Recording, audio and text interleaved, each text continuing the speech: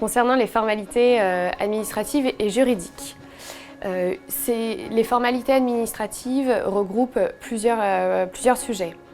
Tout d'abord, quand vous créez votre société ou vous souhaitez créer votre société, il faut se poser plusieurs questions. Tout d'abord, est-ce que l'activité que je souhaite exercer est une activité réglementée ?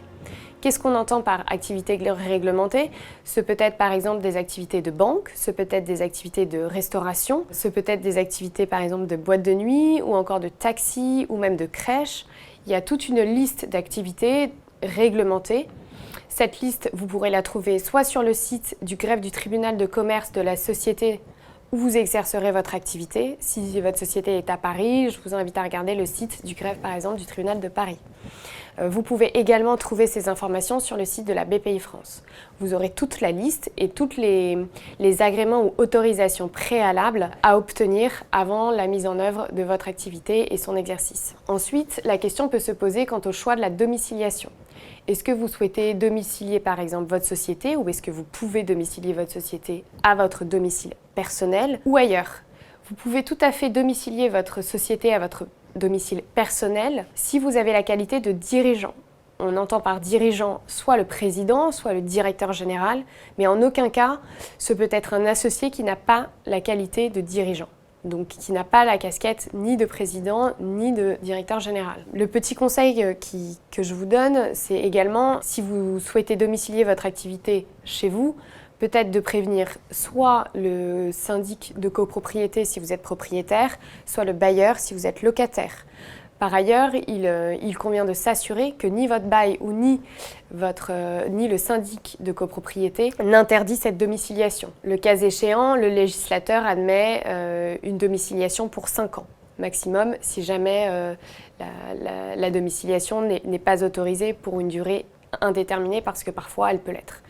Si vous n'avez pas envie de domicilier votre société à votre propre domicile, il est possible dans ce cas-là de procéder auprès et de se renseigner et de prendre attache avec sociétés de domiciliation qui, elles, pourront tout à fait domicilier votre société à leur adresse postale, ce qui permet par exemple d'avoir une visibilité sur une adresse. Si la société de domiciliation, par exemple, est en plein cœur d'une ville dans laquelle vous souhaitez exercer, cela permettra tout de suite à la société d'avoir une certaine visibilité. Elle vous permettra également d'avoir des ressources internes. Vous pourrez recevoir vos courriers, vous pourrez avoir un standard téléphonique. Ce peut être également utile pour vous. Et parfois, les sociétés de domiciliation sont assez intéressants en termes de tarification. Le choix est à faire. Soit vous vous domiciliez chez vous si vous êtes président, directeur général. Cela vous permettra une économie de coûts. Ou bien, si vous ne le souhaitez pas, vous pouvez recourir à la société de domiciliation. Également se pose la question de la dénomination sociale. Quelle dénomination sociale choisir ? Les prémices, avant même de choisir votre domiciliation, il est important de vérifier que la dénomination sociale soit disponible et qu'elle n'utilise pas des termes interdits. Quand on parle de termes interdits, ce peut être par exemple le symbole de l'euro, qui n'est pas autorisé. Il y a d'autres sigles qui sont interdits, notamment le sigle solde. Donc ce sont aussi des recherches à faire en amont. Ces recherches peuvent être faites soit par un expert en propriété intellectuelle, ou également vous pouvez faire ces recherches sur Internet et trouver très facilement la réponse. Pour ce qui concerne la disponibilité, on entend par disponibilité par exemple ne pas utiliser une marque qui est déjà ou dénomination qui est déjà utilisée, soit un nom commercial, soit une marque. Et pour cela, vous pouvez regarder directement sur le site d'Infogreffe en tapant le nom de la société ou le nom de la dénomination sociale que vous souhaitez utiliser. Donc en vous rendant sur le site d'Infogreffe ou bien en vous rendant sur le site de l'INPI en faisant une recherche d'antériorité. Vous allez aussi être amené à être accompagné et pour cela, il conviendra de faire un choix concernant l'établissement bancaire. Pourquoi ? Puisque quand vous allez constituer votre société, il sera important d'ouvrir un compte bancaire. Le compte bancaire peut être ouvert auprès d'une banque physique, qui peut être votre banque courante de tous les jours, ou bien auprès d'un établissement, par exemple, uniquement une banque en ligne, que peut être Conto, par exemple, Boursorama, que sais-je. À vous de regarder si vous avez déjà un compte ouvert dans une banque en ligne ou dans une banque physique. Qu'est-ce qui vous sera demandé au moment de l'ouverture de votre compte bancaire ? il vous sera demandé par votre banquier ou la personne en charge de l'ouverture de votre compte bancaire certains documents. Ces documents sont essentiellement donc, le projet de statut. On ne parle pas du projet de statut finalisé, il pourra évoluer dans le temps, mais néanmoins ils auront besoin d'un projet de statut, de la carte d'identité notamment des représentants légaux, du président ou du directeur général. Peut être également demandé le business plan attaché à votre future activité. Et enfin, la répartition capitalistique entre les associés si vous êtes plusieurs. Une fois ces documents communiqués, le banquier vous proposera de procéder au versement des fonds. Il établira par la suite un certificat du dépositaire des fonds. Ce certificat du dépositaire sera délivré donc par votre banquier et fera apparaître la répartition des actions et le montant du capital souscrit par chacun des associés. Et à l'issue de la délivrance de ce certificat du dépositaire seulement, vous pourrez signer vos statuts. C'est grâce à ce certificat du dépositaire des fonds que vous pourrez signer ces statuts. Il est donc important aussi, si par exemple la constitution de la société est urgente, d'anticiper au préalable la prise de contact avec votre banquier pour qu'il puisse délivrer le plus rapidement possible ce certificat du dépositaire. Sans cela, vous ne pourrez pas procéder à la signature des statuts, ni même du coup immatriculer votre société. Une fois que tous ces sujets ont été évacués, donc je rappelle le choix de l'établissement bancaire, le choix de la dénomination sociale, de la domiciliation et savoir si oui ou non votre activité est une activité réglementée, vous pourrez procéder à l'immatriculation de la société.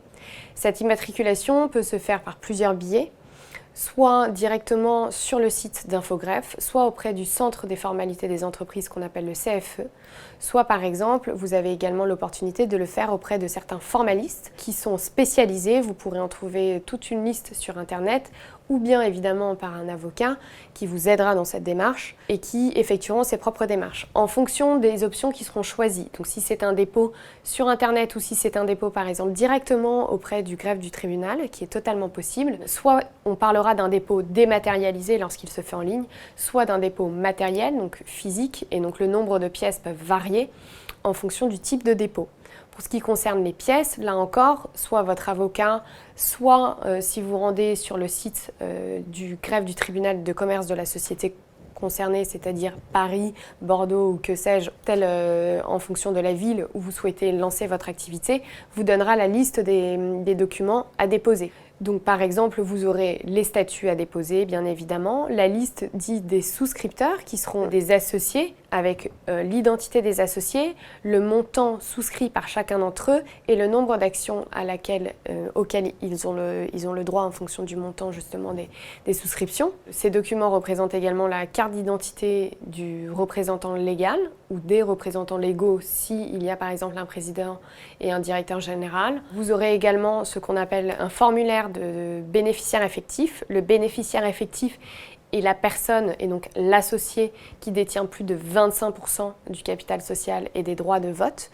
Donc c'est un formulaire à compléter également et à remettre au moment de votre immatriculation. Ça va être également si par exemple vous avez opté pour une domiciliation auprès d'une société, le contrat de domiciliation ou alors, dans le cas inverse, le justificatif de domicile, qui peut être par exemple une quittance EDF, vous aurez un pouvoir pour l'accomplissement des formalités et bien d'autres encore documents dont la liste, encore une fois, se situe sur le site d'Infogreffe ou alors, si vous faites appel à un formaliste, le formaliste pourra tout à fait vous aider dans ces démarches ou encore un expert comme l'avocat qui, de toute façon, vous enverra, une fois la rédaction des statuts constitués, la liste des éléments nécessaires à l'accomplissement de ces formalités. Une fois que l'immatriculation a été effectuée, plusieurs documents et informations vous seront communiqués. Vous aurez l'obtention d'un extrait donc CABIS qui identifie toutes les informations très importantes de la société, donc le capital, les représentants légaux ou le représentant légal,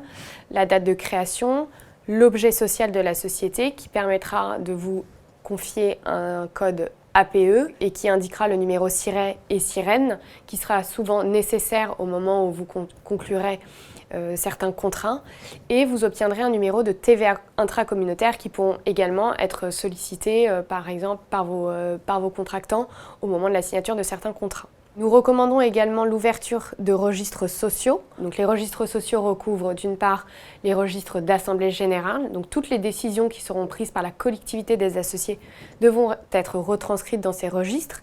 Il y a également des décisions qui seront prises par le président. Il conviendra d'obtenir également un registre des décisions pour le président. Et enfin, il conviendra d'obtenir un registre coté paraphé pour ces registres des décisions et un registre des mouvements de titres, ce qu'on appelle, et des comptes individuels d'actionnaires qui permettront d'identifier tout de suite la propriété des titres. Donc chaque actionnaire aura un compte individuel qui lui est propre, où seront retranscrits le nombre d'actions qu'il détient et à quel moment cette détention est intervenue. Est-ce que c'est à la Constitution? Est-ce que c'est au cours des différentes levées? Et le registre des mouvements de titres, quant à lui, va retranscrire tous les mouvements des titres au fur et à mesure et au cours de la vie sociale de la société.